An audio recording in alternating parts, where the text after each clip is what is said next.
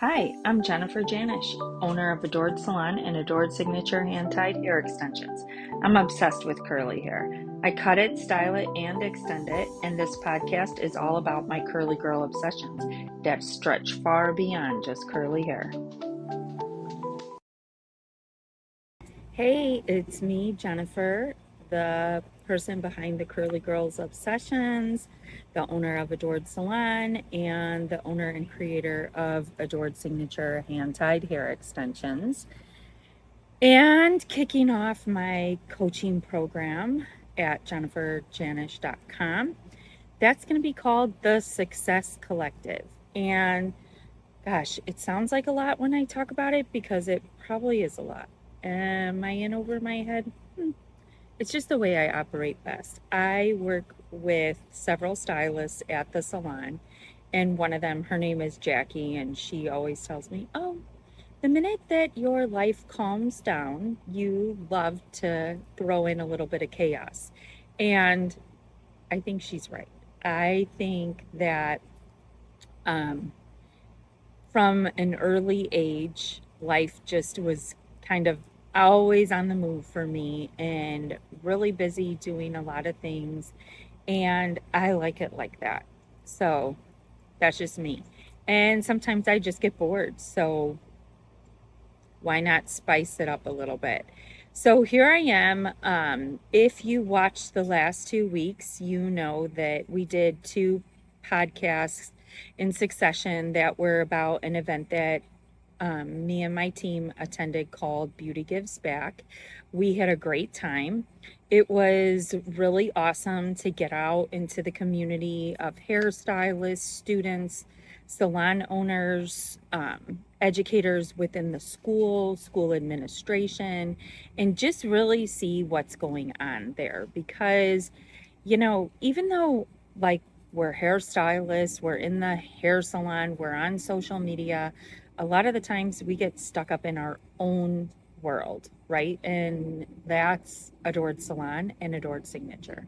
Curly hair, hair extensions, and that's that, right? So when you get the opportunity to go out and experience the community and kind of network, you get a lot of communication and you get to meet and just really enjoy the presence of others.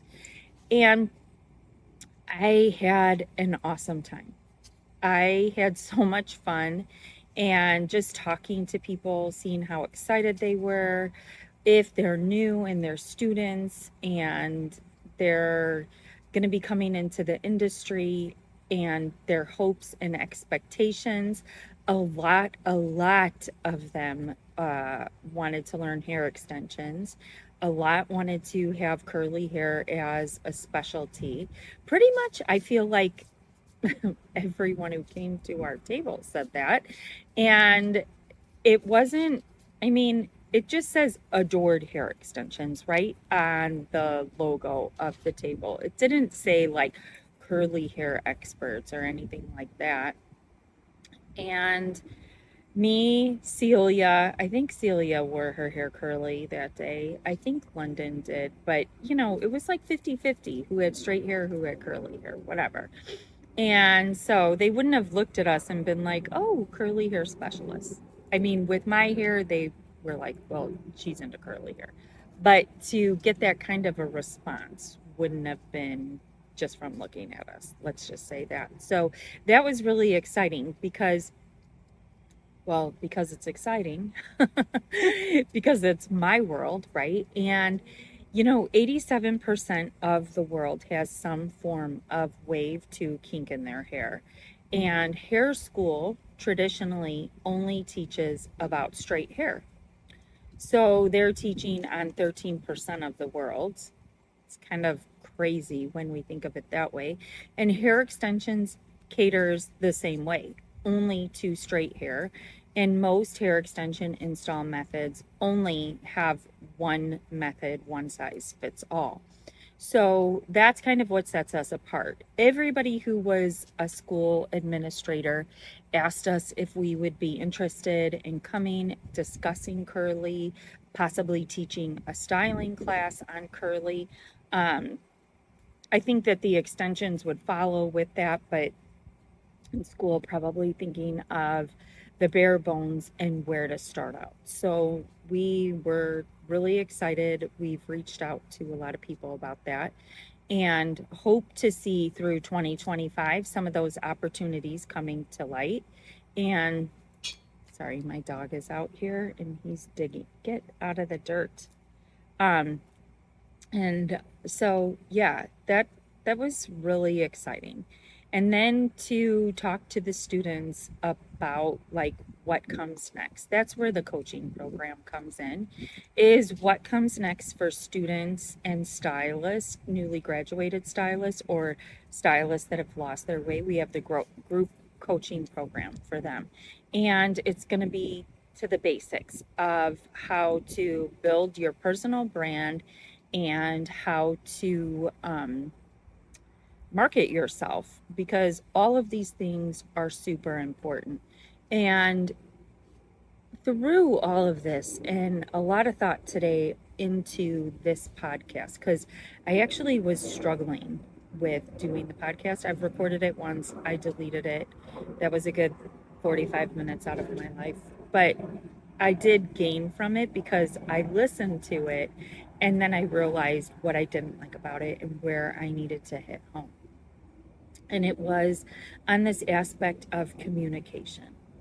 How strong communication is in the hair industry and what it means for a stylist who is a good communicator. And if you start right out of the gate with communication, and understanding it and understanding the power of it, your growth potential is endless. Why do I say that? Well, first and foremost, communication comes in the form of how you market yourself, face-to-face interactions and on social media. If you can communicate really well face-to-face, you can go to the grocery store and get a client if you need one. You could go to the Target, get a client if you need one. Gosh, even the gas station. And I'm not kidding on this because I think that the way that people come off to other people is all a part of communication. Wherever I go, people stop me and they talk to me. And I think it's because I always have a smile on my face. And I was taught at a really young age to look everybody right in the eyes. That's insanely like powerful when it comes to your words. It's not just your spoken words, but it's your unspoken words too. So if you have eye communication and a smile, you're inviting. People like to talk to people who are inviting, and it never failed. Like, and still to this day, like when I see someone and I talk to them, by the end of the conversation, they're asking for my card. Whether I've asked them about their hair, their nails, their purse, or just laughed because their kid was driving them crazy at the store, right? Like these little things of just how to interact with people and how to be the first person to make the move and not be afraid to talk to other people. I think that's something in society that is like going by the wayside, and it's been for a while, but what we don't realize is how powerful it is. So right now, and you may have heard me discuss this on other podcasts, but the world is facing its largest epidemic, and it's called loneliness. The statistics on this are unbelievable, right? We all thought it was great working from home and being in our own bubble and doing our own thing. And the statistics show us otherwise, that it's really not the greatest thing, that communication, community, and networking are what people are starving for now. And it's so funny because even my husband who works in corporate America, the company, of course, wants the employees to come back and work in the office, and there's a ton of resistance against it. And even my own husband, he's like, oh my gosh, it's an hour drive there and back. It's wasted time. It's this, that, and the other. And I'm like, in my mind, when he does go to work, there's a different sense of light about him, right? Like, you've been around your people, you've talked, you've discussed all the things going on, be it coffee talk at the coffee pot or the water machine. I don't know what's at that office, but it's just like there's just a little something different, right? And I think it's because that human interaction, and not that he doesn't interact with humans in our house because I'm here, right? He talks to me, he talks to our kids, he does all the things. And but it's it's just it's different when you're amongst your peers and you're out there talking. And so how does that relate back to getting a client? Well, if you're nice and inviting and people get to know you, they like you, then they learn to trust you, right? And it all starts from the very first conversation, be it if you're out and about getting a client or if the client is sitting in your chair for the very first time with a consultation. The thing with the consultation that I'm going to recommend to new stylists that are out there, salon owners, blah, blah, blah, is don't stand behind your chair and communicate with your client through the mirror. Turn around, step in front of them, and look them in the eye and discuss what their hair wants are, what their desired end results, and their financial. Like, how are they going to afford this? What can they afford? What's the plan of action? You are more likely to upsell services. You are more likely to create that trust with your client. And key thing, I know I just said upsell services. Is that the main goal? No, but if you're looking at your client and say that they just came in for a haircut, but you have 3 hours open on your book, and this person, you can tell you guys are going to hit it off. You're going to start out that consultation, and their odds are you're going to ask them how they want their hair. They might tell you a tidbit, but they look to you for direction because you're the professional, right? You're the person that's all knowing when it comes to hair. And they're going to ask you, well, what do you think? What do you think I should do with my hair? And, if you can't look at them with a genuine look and be totally honest, you're going to say, well, I think a layered haircut will look really good on you because you're afraid, right? Like, you need the communication skills to gain the confidence to upsell to your clients. Now, when someone asks me what I think would look really good on them, for starters, I'm always going to recommend highlights because dimensional color looks better on everybody, even if they have dark hair. Like, I can add in pops of highlights and cover it with dark color to make it look amazing, right? I'm always going to recommend that, be it face framing or, a full head of highlights and a balayage and tip outs.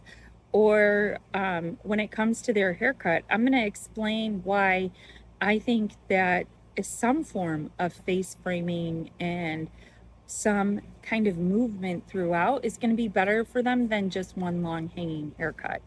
Because honestly, I think that everybody benefits from that. It's lighter, it's brighter. It doesn't just cover like curtains and, or if it's one length, like, let's give it some bangs. I always have these ideas in my head because they're going to ask you. And odds are most people, even though they think that they're just booking for a haircut, want more than a haircut, but they just don't know how to ask for what they want.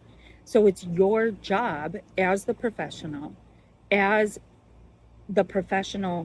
cosmetologist, stylist, whatever it is that you do, lash, this, that, the other, that you're able to communicate clearly and that you have an understanding of what your services could give them benefits of, so that you're able to recommend it. Now, in the beginning, are you scared? Yes, 100%. Until the first person says yes, and then you're like, ooh, bonus, I got this figured out. I totally understand this. And this is amazing.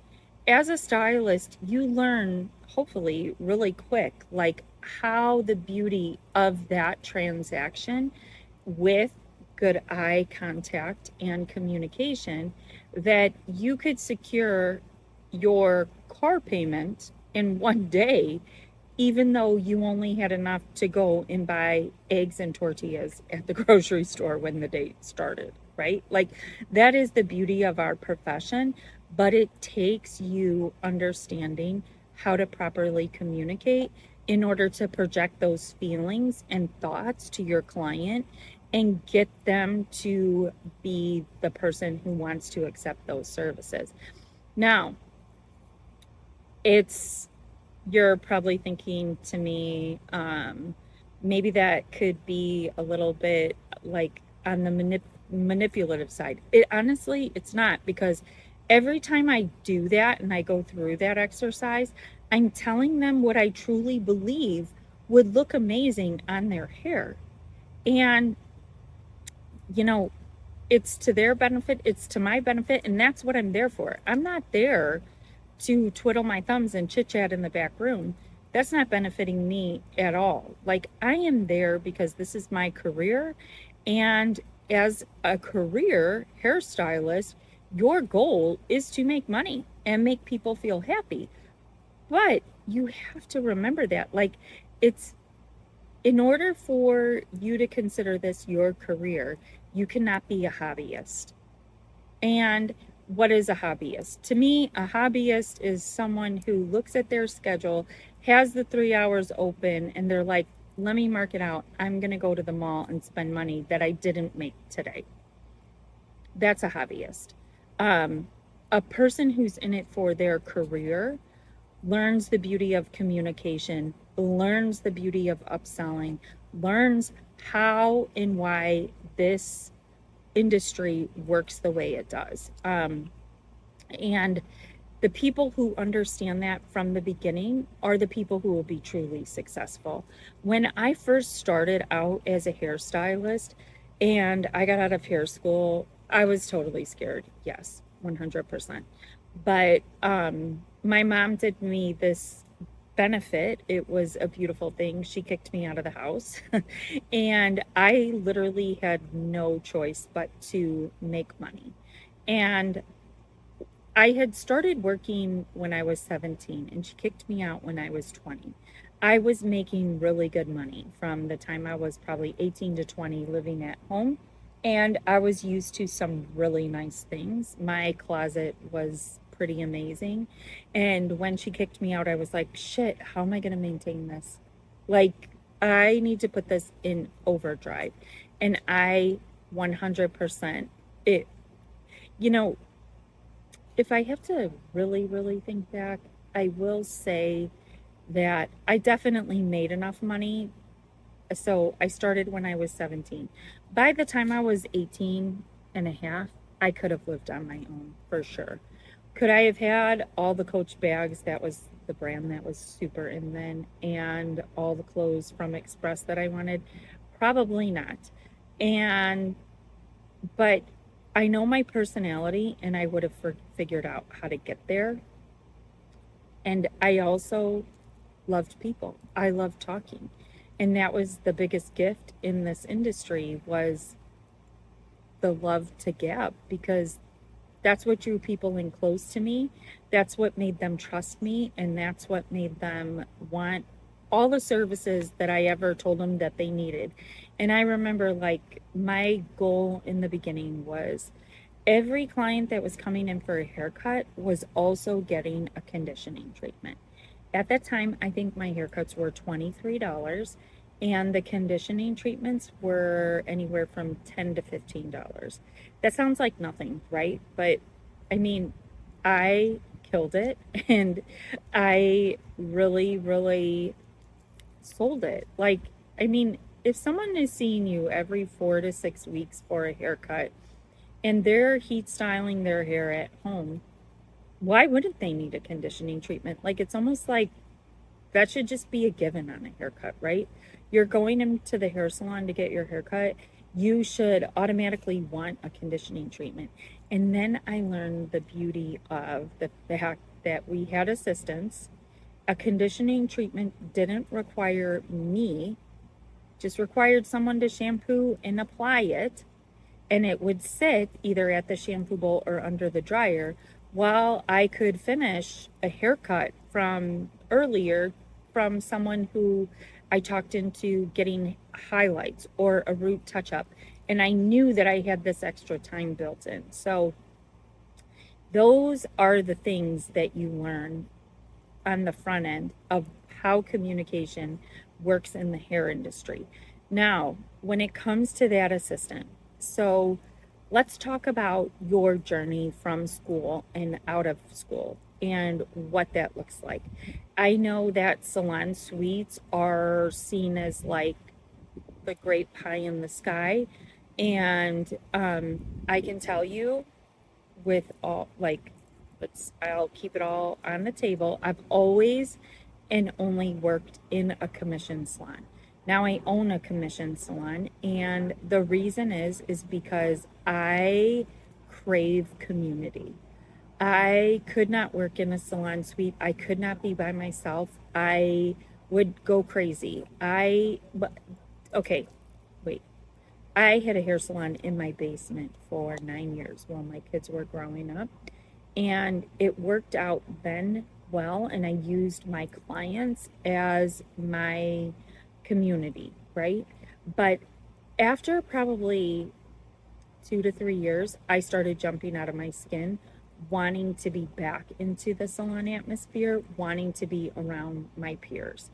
And, but that was like, I was a stylist at that point for, I want to say 13 years before I did that. So I had my base from the commission salon, and I really recommend the commission salon first, at least, because you learn a lot from the people around you, even if it's not what to do. Not that you want that experience, but let's be real. You're going to see the stylist in the commission salon thriving and doing great. And then you're also going to have that personality that no matter what they do, they are marking out those 3 hours and they're going shopping or they're doing whatever, right? There's two types of people. It's the 80-20 rule, right? 20% of the stylists are doing 80% of the work. That stylist that's killing it over here is the upper 20%, probably more like the upper 2%. And this stylist over here is the other 98% that they're just doing their own thing. And you'll witness that in the commission hair salon. You'll witness that also probably in salon suites. I'm sure that goes on there as well. But like I said, I wanted to be surrounded by community. I wanted to learn from other people. My first boss that I ever had told me one of the most valuable statements is that when you're working in a hair salon, you can steal with your eyes everything and anything. Nobody can take that away from you. And what that meant was just by watching the experienced stylists, I could take away information from them that they didn't even know they were giving. Like, I remember the first time I did a men's haircut. Well, actually, probably for the first 6 months that I did a men's haircut in the first salon I worked at. And then, so I worked at one salon for a very short time. And then I started what I say was my first salon after that. And because the other one was like a blink of an eye. But I had been doing men's haircuts for a long time, thinking I was doing a really good job. And then I remember sitting there one day watching the owner of the salon do a men's haircut. And I could never understand like why it just always looked messy. Well, this stylist actually cleaned up all the edges. Like, who would have thought, right? Where the hell was I in hair school when they were discussing this? Like, I thought I did a pretty good job at hair school understanding like cutting the layers and then cleaning up the perimeter. But in hair school, the perimeter, I think I thought was always that baseline at the bottom. So I never worried about behind the ears and down the nape of the neck. It like how that took me 6 months to figure out, I don't know. And being in beauty school for a year and a half prior to that, I don't know. It was one of those things.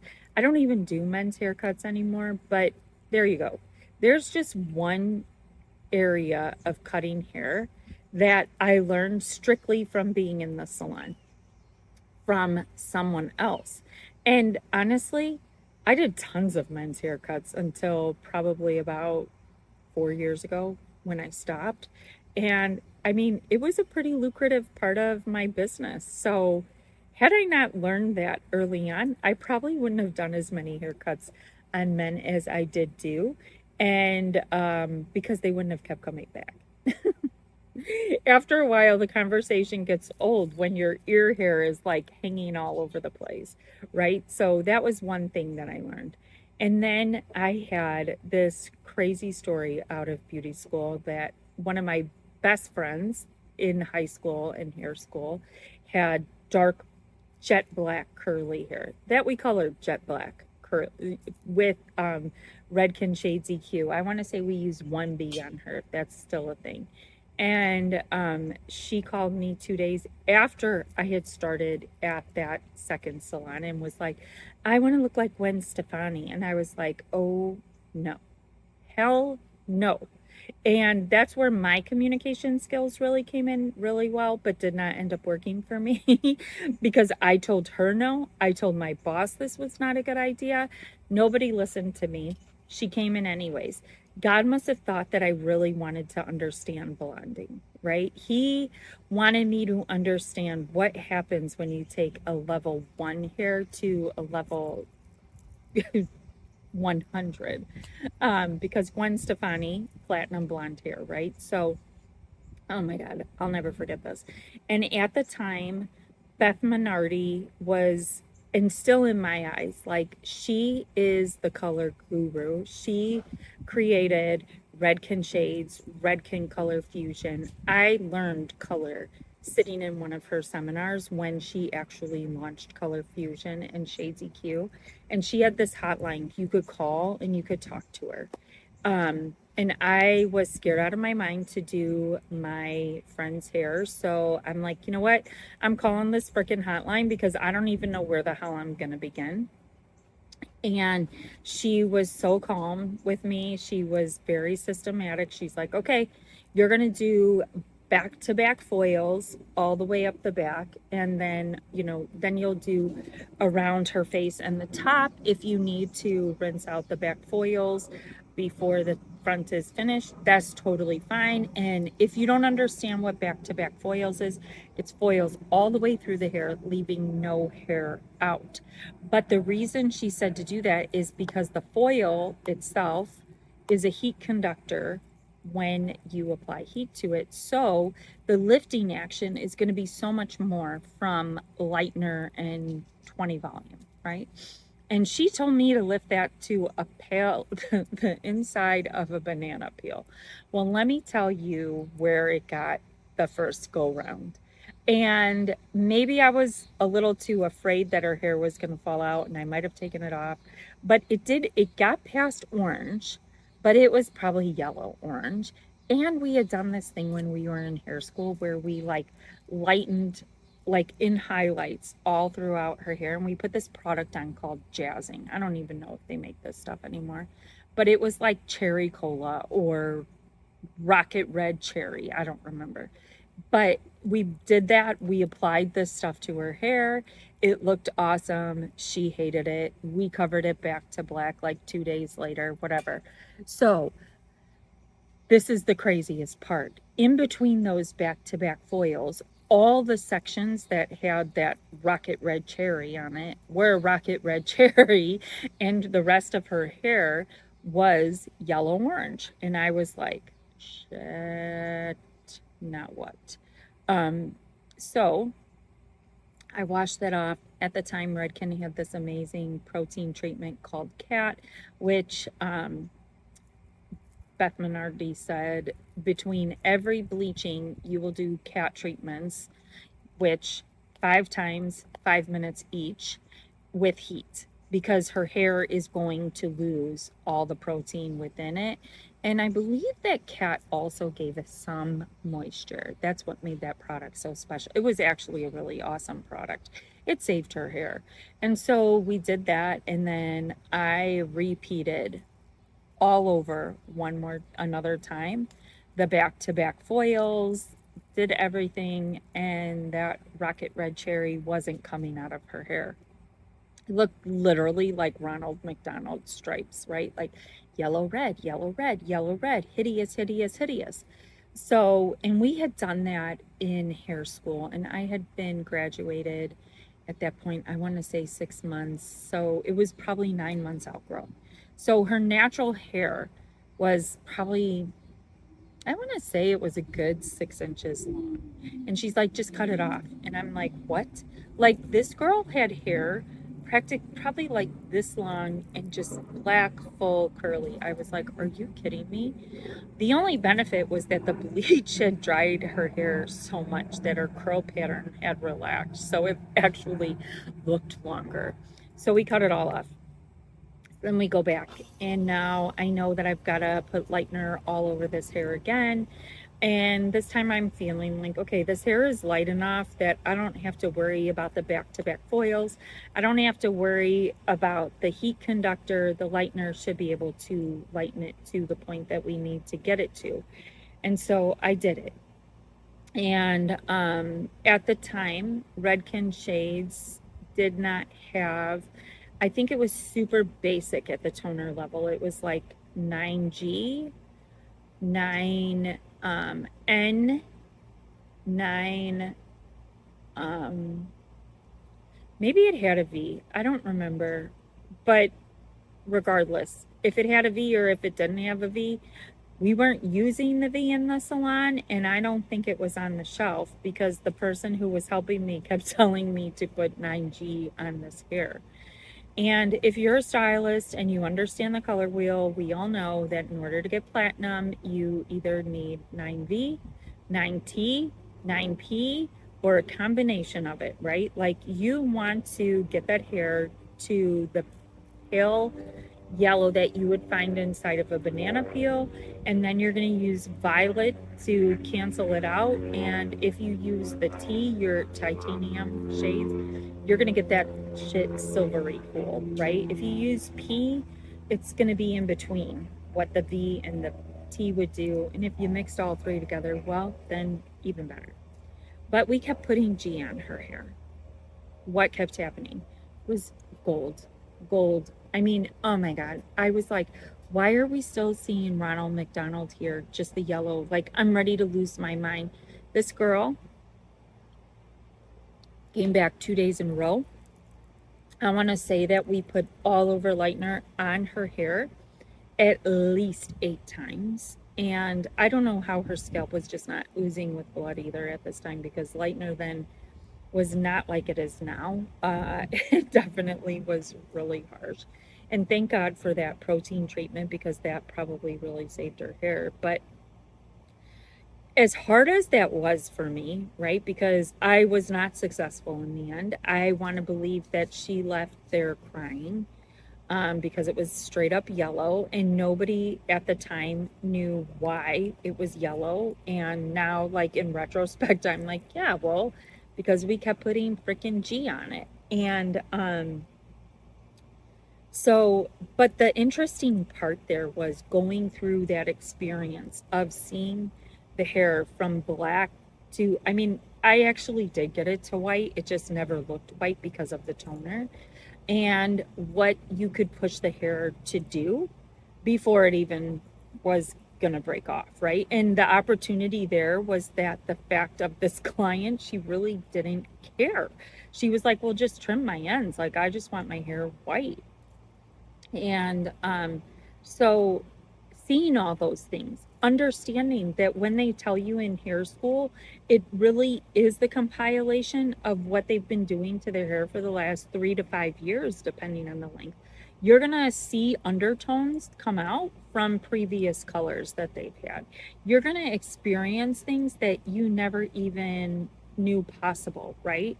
And it's a great exercise to go through. I recommend to everybody who graduates hair school to go through what we call at Adored the blonding promo. And it's a month of blonde highlights.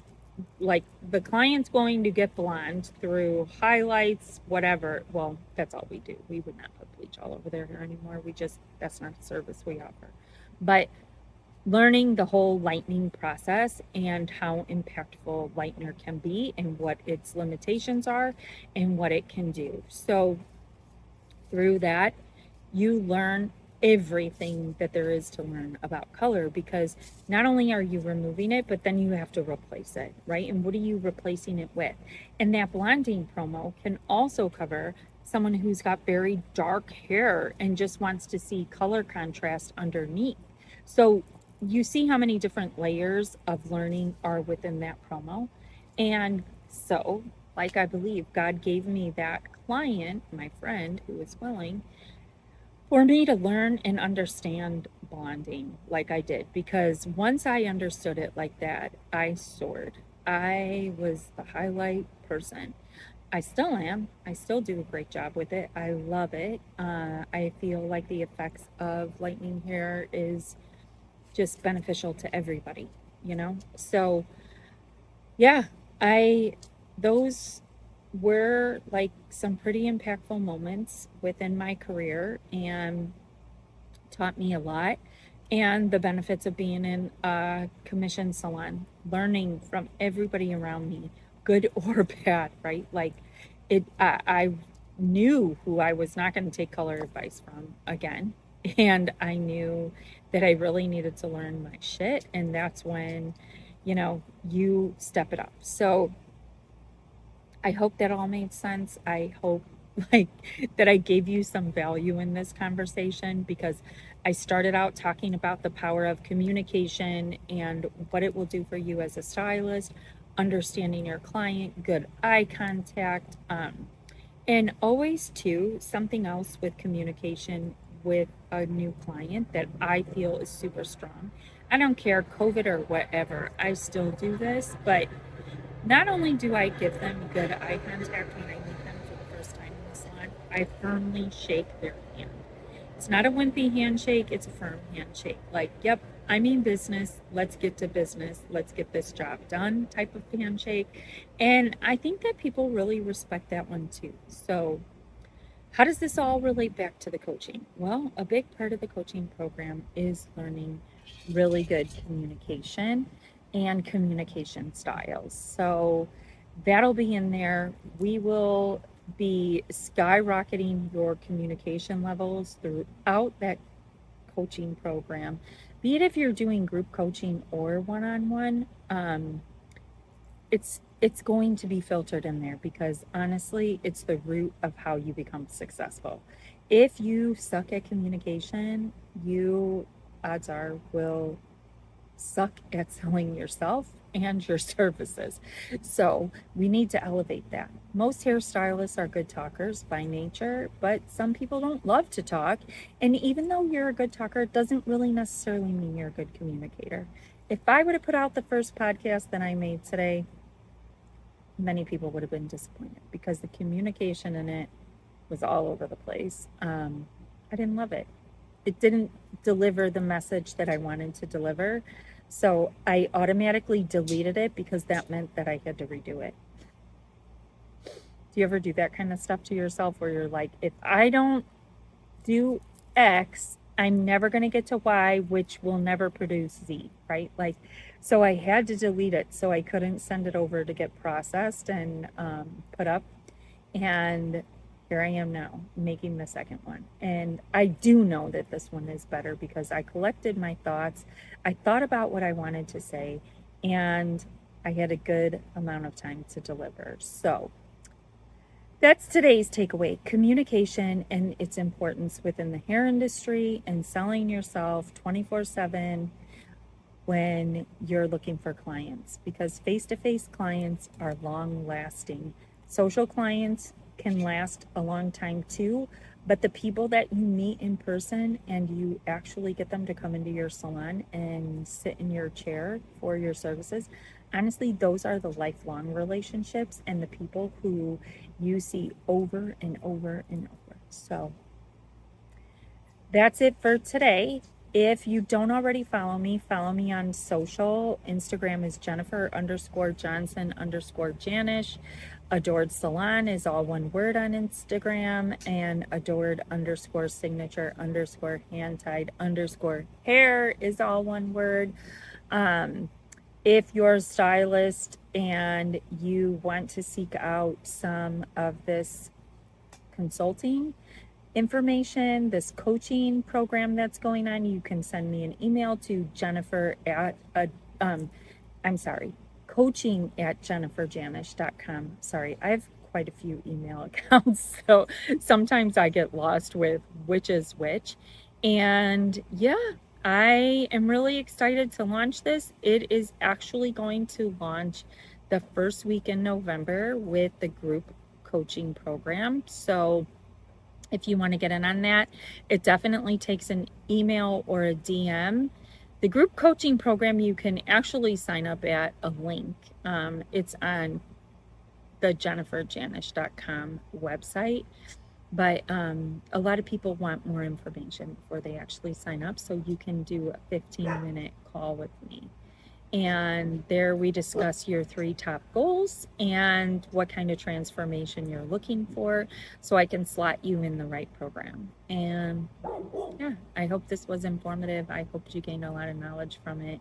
Hope you're having an awesome Monday, and I'll see you next week.